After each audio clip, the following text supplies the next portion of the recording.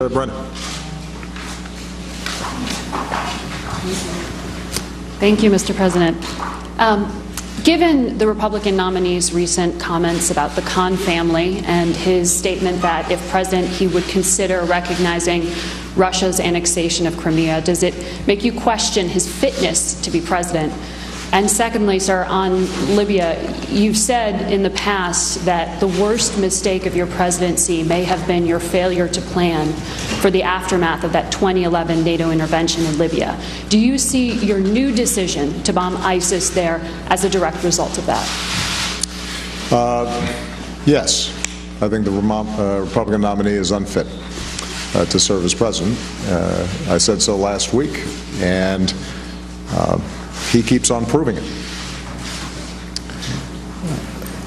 The notion that he would attack a Gold Star family that had made such extraordinary sacrifices on behalf of our country, the fact that he doesn't appear to have basic knowledge around critical issues in Europe, in the Middle East, in Asia, means that he's woefully unprepared to do this job.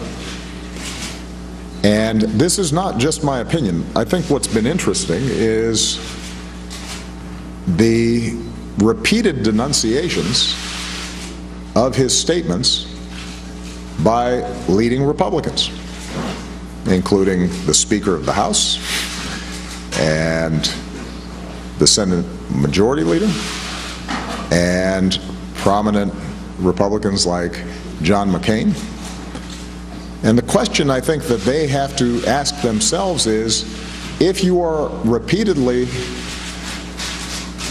having to say in very strong terms that what he has said is unacceptable, why are you still endorsing him?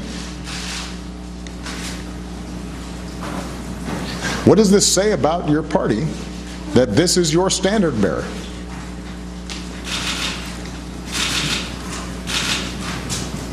This isn't a situation where you have an episodic gaffe.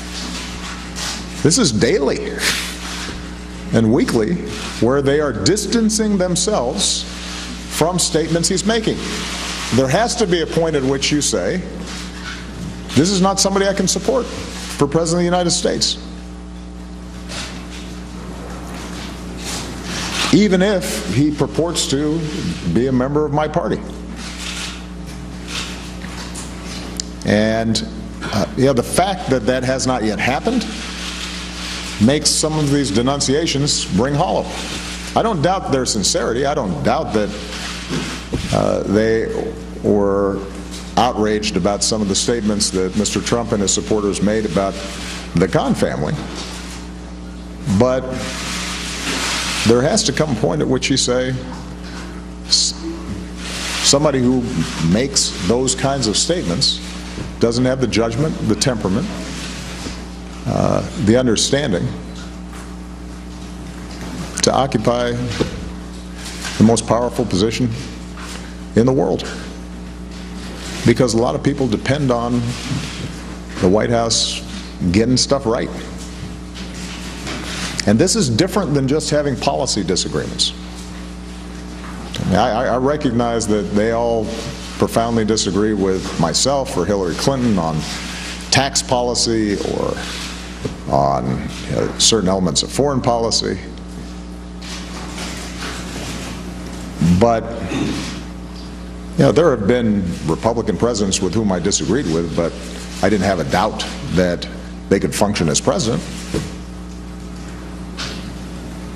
I think I was right and Mitt Romney and John McCain were wrong on certain policy issues, but I never thought that they couldn't do the job.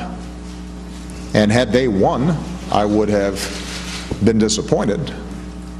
But I would have said to all Americans, this is our president, and I know they're going to abide by certain norms and rules and common sense, will observe basic decency,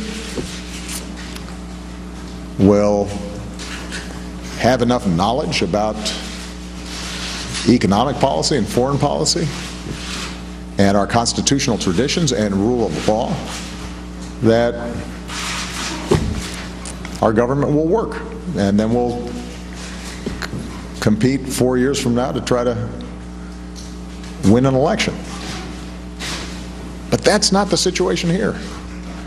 And that's not just my opinion. That is the opinion of many prominent Republicans. There has to come a point at which you say, enough. And the alternative is that the entire party, the Republican Party, effectively endorses and validates the positions that are being articulated by Mr. Trump.